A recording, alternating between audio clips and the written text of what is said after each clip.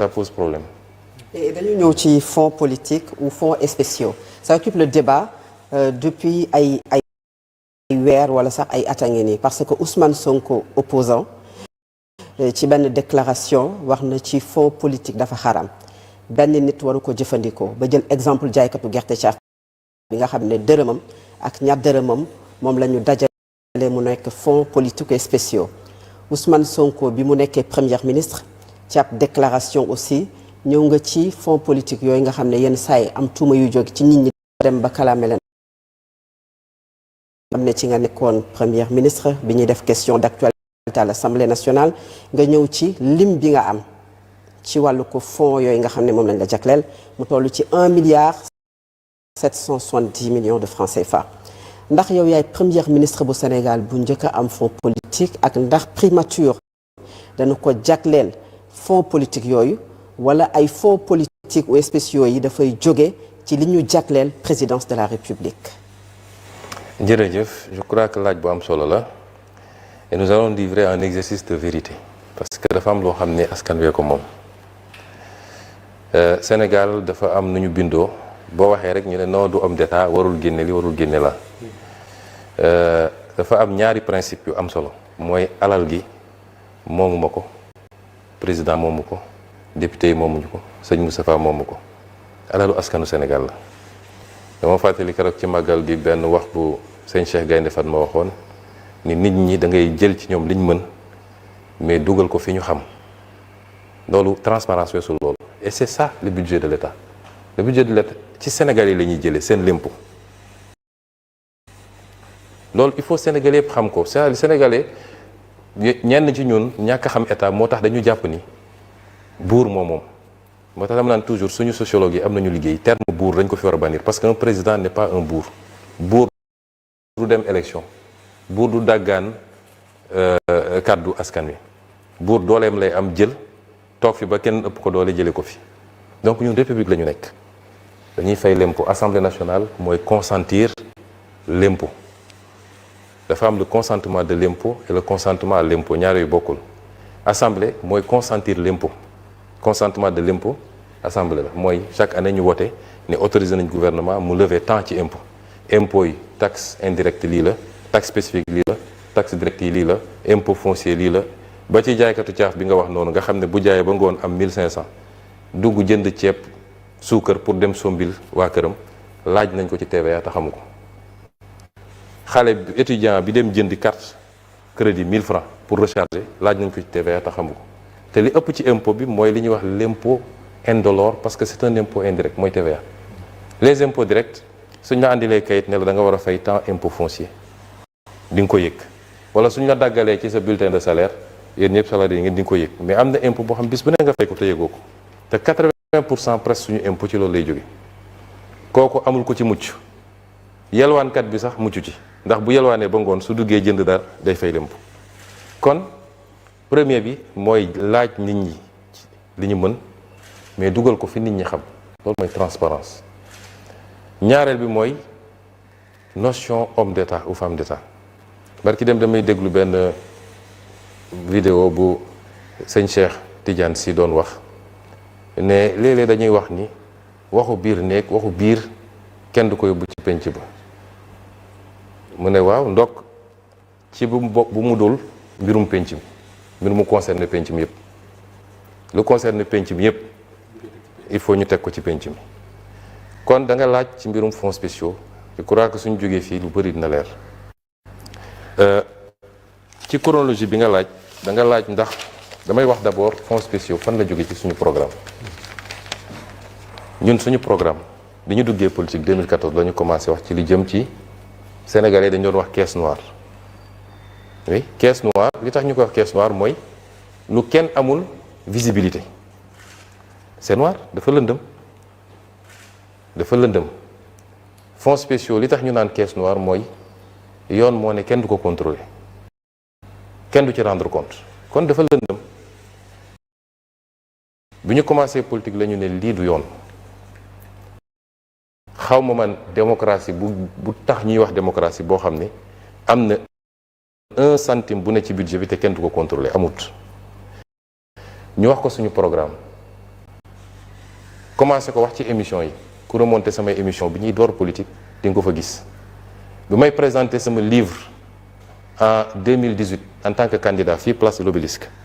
ñu laaj ma ci fonds spéciaux yi ma wax ci wax ji dañ koy dagg nag moom yow sax xam nga ko dagg tuuti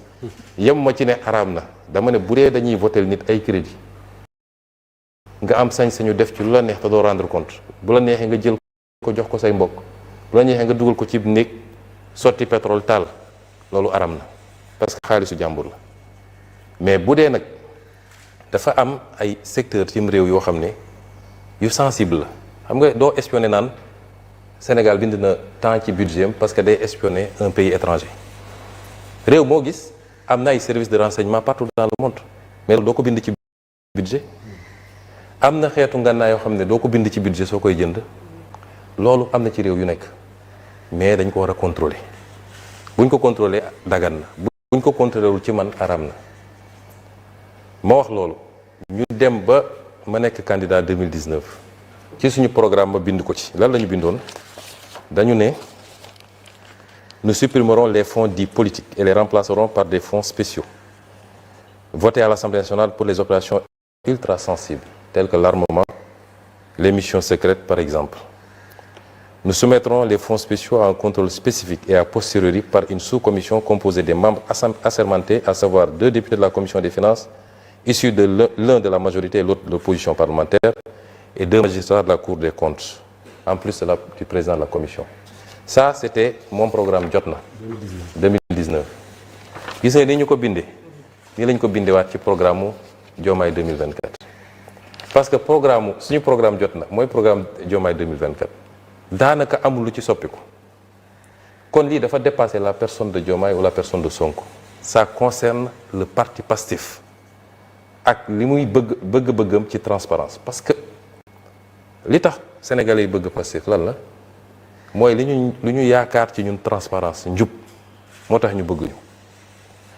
alors loolu mooy premier élément bi ensuite ñu ne il faut ñu contrôler ko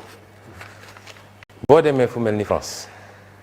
am nañu ay fonds spéciaux président de la République France amul fonds spéciaux du gérer fonds spéciaux primature moo am fonds spéciaux en France ñoom bi ñu doxee ba ci yàgg dañ ne mënuñu jël et le premier ministre ne gère même pas les fonds spéciaux c'est son secrétaire général qui gère les fonds spéciaux en réalité mais ñoom bi ñu demee ba 2021 seen loi de finances rectificative 2021 dañu dugal article 154 en France lan la ñu wax dañu les dépenses faites sur les fonds spéciaux inscrits au programme intitulé coordination du travail gouvernemental sont examinés chaque année par une commission de vérification chargée de s'assurer que les crédits sont utilisés conformément à la destination qui leur a été assignée par la loi des finances. Les services destinataires de ces crédits tiennent compte d'emploi des fonds, ainsi de suite. Gudd na mais après ñu ne la commission prend connaissance de tous les documents, pièces et rapports susceptibles de justifier les dépenses considérées et l'emploi des fonds correspondants. Elle se fait représenter les registres, états, journaux, décisions et toutes pièces justificatives propres à l'éclairer au cours de ces travaux de vérification. La commission est composée de 2 députés de l'Assemblée nationale et 2 députés du Sénat. France ñooñu ëpp doole foofu ëpp ñu alal ëpp ñu ne depuis 2001 ils ont inséré dans leur loi de finances que dañu war a contrôler les fonds spéciaux et depuis lors les fonds spéciaux sont contrôlés par une commission boo xam ne day prêter serment boo xam ne elle est soumise au secret absolu mais dañ koy contrôler. ay députés ak ay sénateurs. ñoo ci nekk. ensuite nga ñëw Sénégal fonds spéciaux fonds politique fonds social ñett yooyu moo am fonds spéciaux fonds politique fonds social mais pour yooyu am il faut que mu am texte bu ko prévoir bu texte amul mënul am loolu bokk na ci li andi problème ci 16 bi ndaw soo su doon jiite 16 dafa ñëw amul texte bu prévoir fonds spéciaux pour le 16 moom mu ñëw créer fonds spéciaux boppam moo tax bi ko IGE contrôlé ñu jàpp ko ne dafa créer 3 comptes viré ci lu mat 2,136 milliards en parfaite irrégularité ñu ko koy retirel di ko jox en main propre loolu moo nekk ci rapport IGE. texte bu ko prévoir IGE bu ñëwee wala Cour des comptes duñ ko xool parce que amuñu droit bi loolu mooy andi problème bi moo tax bi ñu ñëwee man rapport IGE yi ñëw amuma ci Massamba amuma ci ma Demba ni mu ñëwee laa koy transmettre justice j'ai transmis ça n'a pas plu à tout le monde président sax bind na ma ci ma tontu ci waaye du ma dugg ci détails yooyu ça n'a pas plu à tout le monde et c'est des faits graves on va voir fan lay mujje parce que dafa mel ni dëkk bi moom bi ngay wax mooy conseil économique social et environnemental d'accord loolu mooy problème mu conseil moo fi nekkoon moom la ñu ko épinglé c'est la seule présidente li andi problème bi loolu la am na yeneen yi ci dugg nag mais du ma ci dugg ci détail fii ci lenn ci li may boole ak président parce que dama bëgg Sénégal yi xam ni man président politique boolewu ma ak moom 50 000 partis loolu terewuñu nelaw li ñu boole yi nga xam ne mooy le fondement de notre action politique bref ensuite dama ne il faut texte prévoir ko ñu dugg ci primature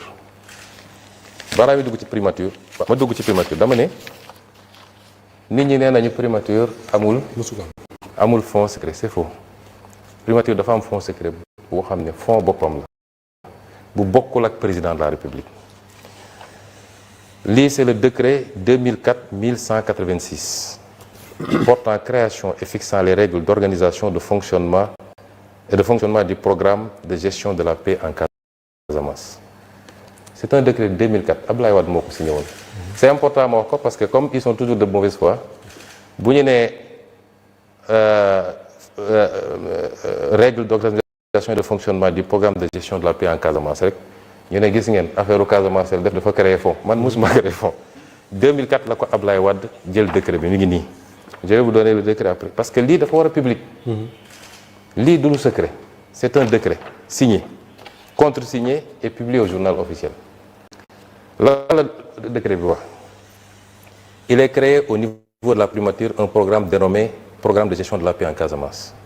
Le programme placé sous l'autorité du Premier ministre est dirigé par le chef du service de l'administration générale et de l'équipement de la primature. Pour la mise en œuvre de ces activités, le programme dispose des ressources publiques de l'État sous forme de crédits inscrits au budget de l'État. Il est institué une procédure spéciale de mobilisation des crédits du budget de l'État destinés au fonctionnement et aux activités opérationnelles du programme. Les fonds correspondants sont versés dans un compte bancaire ouvert auprès d'un établissement bancaire de la place sur la base d'une demande du responsable du programme adressé au ministre chargé des Finances. ñu teg ci nag te fii mooy problème bi. Par dérogation aux dispositions du décret numéro 2301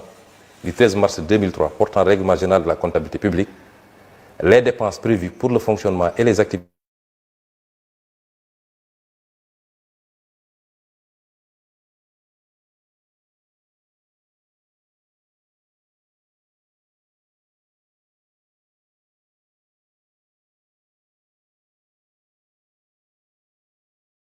opérances liées.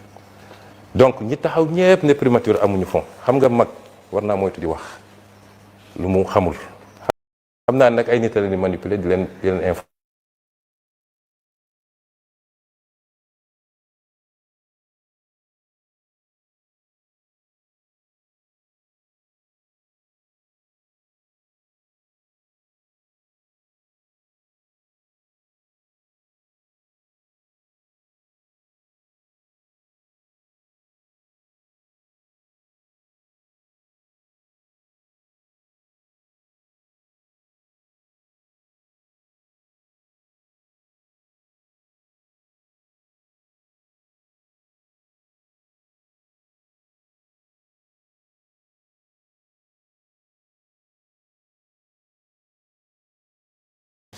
Alors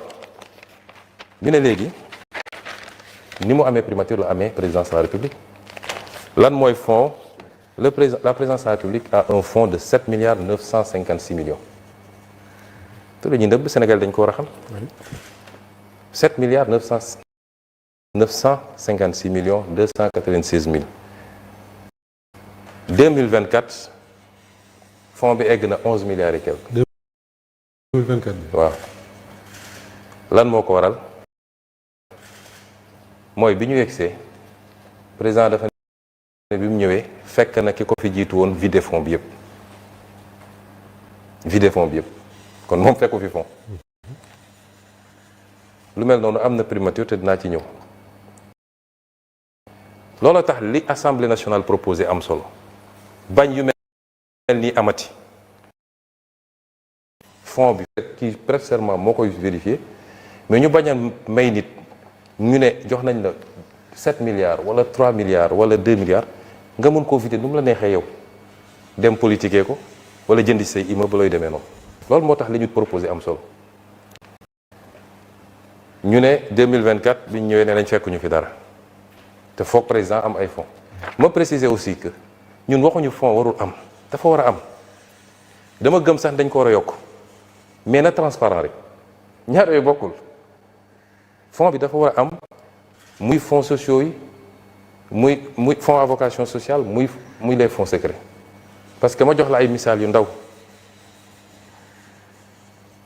les autorités sont saisies régulièrement mais naa ci dellu si après ci ay cas sociaux yoo xam ne mën na laaj intervention am na nu ñu ko mën a organiser nag ba du doon affaire u président de la République wala affaire u premier ministre parce qu'on a un ministère dédié en réalité et c'est pourquoi ma préciser ko aussi cette loi qui a été proposée sur les fonds sociaux il y a une deuxième loi qui est sur ma table dama bañoon embouteillage am boobu c'est sur bi ñu proposé pour les fonds secrets am na une deuxième loi pour les fonds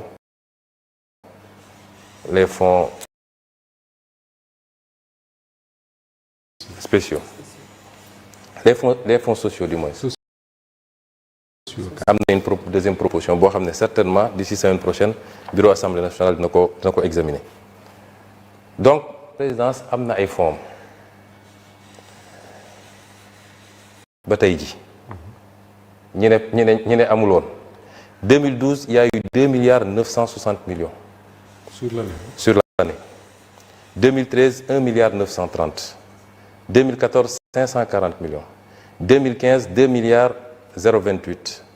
2016 2 milliards 772 2016 2017 2 milliards 502 2018 2 milliards 190 2019 2 milliards 061 te boobu supprimé woon nañu primature su ngeen fàttali ko mais secrétaire général du gouvernement lañ doon affecté les fonds te dina am beneen incongruité bu may andi 2020 foofu la am lu bizarre parce que 2020 daanaka egg nañu 5 milliards 745 millions 2020 2021 1 milliard 450 2022 1 milliard 225 2023 1 milliard 122 2024 man li ma concerné c'est 1 milliard 150 millions mais dama ñëw sama DAGE bi ñëw ne ma fekk fa ab DAGE ma ne gars yi utal leen ma DAGE bu jub bu gëm yàlla may ut ba am koo xam ne am naa yaakaar ci moom ma andi ko nommé ko ñu toog tuuti mu ñëw gis ma ne ma y a un problème ma ne quoi mu ne ma entre mars et avril ils ont pompé plus de 3 milliards ci compte fonds spéciaux primature bi. mars avril boobu ñu ngi ci jëm ci période électorale. juste avant. oui. et juste après. juste après. ma ne ko woowal DAGE bi fi ne woon nga laaj ko mu woo ko DAGE bi ne ko demandez à votre actuel ministre des finances muy Cheikh Diba. ma jël sama téléphone woo Cheikh Diba ne ko lii gis naa ni pompé nañ lu mat 3 milliards et quelque te loolu ëpp na dotation wu compte bi sax bi ñu laajee waa ji nee na ñu laaj la yow li tax nag mu ne ñu laaj la xaw ma ko mais je veux qu'on me fasse le point sur ça parce qu'il faut qu'on me dise fan la xaalis bi dugg ba may génn primature ils m'ont pas dit fan la xaalis bi dugg ci 2024 bi 2025 on a 2 milliards 090 millions et enfin 2026 1 milliard 870 millions léegi ñu wax ni Sonko dafa def ba demande de relance. Je vais vous dire ce qui s'est passé. Après je vais vous dire comment j'ai géré ce fonds centime par centime donte fonds bi li ma leen wax aw ma obligation justifier ko liiral naa leen mais bi ñu toogee fin 2025 on s'est rendu compte qu'il y a des problèmes. 1 franc de ce compte ni pour moi ni pour mon parti ni pour ma famille ni pour mes amis musuma laal compte bi musuma dage bi mu ñëwee dama ko njëkk ne compte bi réclamé naa texte yi ministre des finances envoyé na ma ko andil nga ma décret nit ñi am na contrôle yàlla parce que c'est l'argent des Sénégalais. Première règle, ne me remets jamais de l'argent. Je ne toucherai jamais de l'argent moi parce que compte yëpp ni ñu ko doon fonctionner mooy premier ministre yi fa ne wala président assemblée fii fonds sociaux la am amul ay fonds secrets dañuy yëkkati un montant chaque mois jox ko moom nag mu xool nu mu koy kii su soxlaatee ne jox leen ma ne ko je ne toucherai jamais 1 franc bu mës a ñëw ne ma 10 millions ngi nii wala 20 millions ci sac teel lu ñu war a def na am traçabilité ba ci les dépenses sociales dama ko ne bul mës a jox xaalis nit bu dee ordonnance na andi ordonnance bi nga yónnee ñu dem jëndi ko pharmacie bu dee ku feebar tëdd hôpital nañ la andil facture bi nga dem fay directement ci hôpital wala ci clinique ba bu dee ku ñu war a génne ci loyam na la agence bi envoyé nañ la andil commandement agence bi nga dem fay parce que nous sommes tous sénégalais. nit mun na créer dossier médical fekk dara jotu ko nit mun na feebar sax nga jox ko xaalis liquide mu dem régler ko leneen continuer ak feebaram ma instaurer des lois bi ñu demee ba fin mi-2025 régional du gouvernement ma ne ko bindal le ministre des finances nga ne ko dañoo soxla ñu yokkal ñu parce qu'il y a des urgences. Les urgences c'est quoi? La primature est confrontée à un certain nombre de dépenses dont la prise en charge nécessite inscription dans la prochaine dépense 1000 ba bi ma fay jóge daanaka jënd may oto ñun ay épave lañ fa fekk ay oto yu màgget parce que bi ñu tasee bi ñu di supprimer primature tout le patrimoine de la primature dañ ko tasaare woon man bi ma ñëwee affaire étrangère ñoo ma jox oto bi ma doon circuler sama waa sécurité damay génn ak ñoom di dem Touba wala dem fii ñu paan ci autoroute la Touba bi ñu wax ma leen du ma jënd oto parce que la situation du pays ne le permet pas ma toog ñu ne ma ONRAC l'office national de recouvrement des avoirs criminels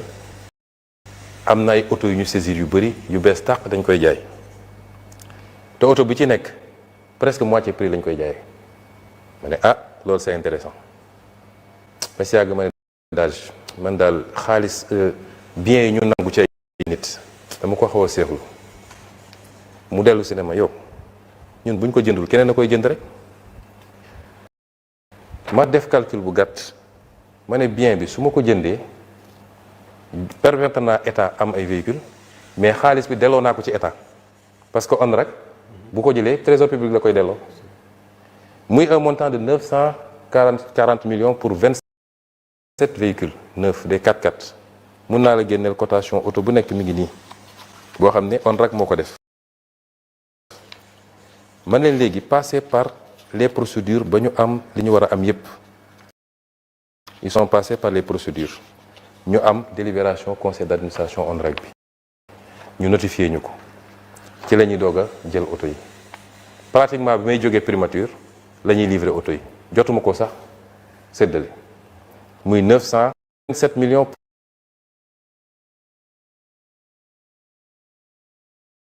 et l'audit technique et financier du programme décennal de gestion des inondations 100 millions liés à la prise en charge des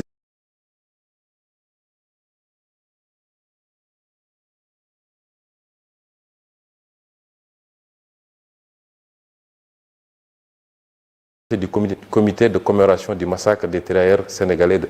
Thiaroye 44. Et enfin 300 millions destinés aux travaux de remise aux normes du building administratif récupéré. C'est ça li ñu demandé augmentation amu ci dërëm boo xam ne te lépp ay facture la bu ñu jógee ci loolu ma wax leen léegi les fonds de la primature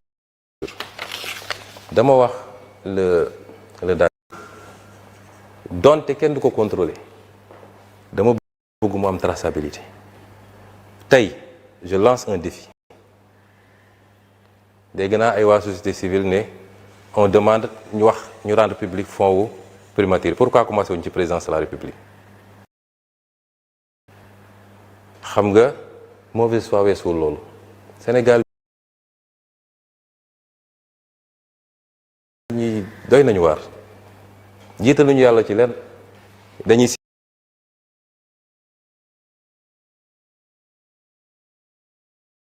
bëgguñu ko parce que man aw maa fee rek ñoom en réalité man fricoté wu ma ak ñoom jëflante wu ma ak ñoom parce que moo confiance confie-moi le pays mais jàpp nañ ni ku toog ñoom ñoo war a diriger ñoom ñoo la wax naka ngay yore réew mi loolu nag ce sera pas avec Ousmane Sonko loolu tax nga gis seen il ne me supporte pas mais tant mieux mais ku naan kay tu veux la transparence sur les fonds commencez par le plus gros fonds et je lance un défi ici dernière année les fonds de la présidence les fonds de la primature ñu ñëw ñu andi IGE wala Cour des comptes mu càmbar ko je serai le seul à justifier chaque centime fan la dugg dégg ngeen fii ñu bëri bi ñu leen ne fan nga jëlee xaalis dañ ne dama doon gérer ay fonds gérer fonds taxul nga am xaalis parce que fonds bi donte ne nañ duñ ko contrôler mais dafa am lu ko jublu woon mooy na dellu ci njëriñu alal askan wi c'est pas pour nga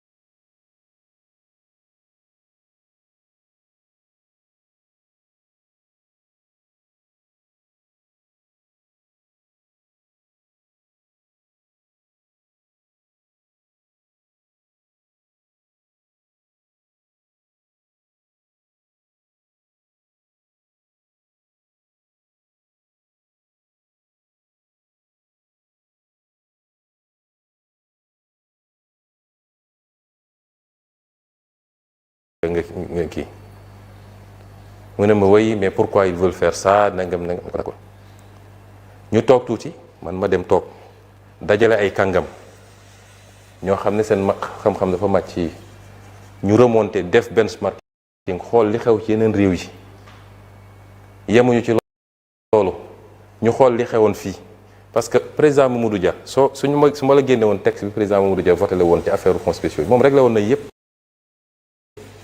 après lañ ko yàqaat ñu defar suñuy texte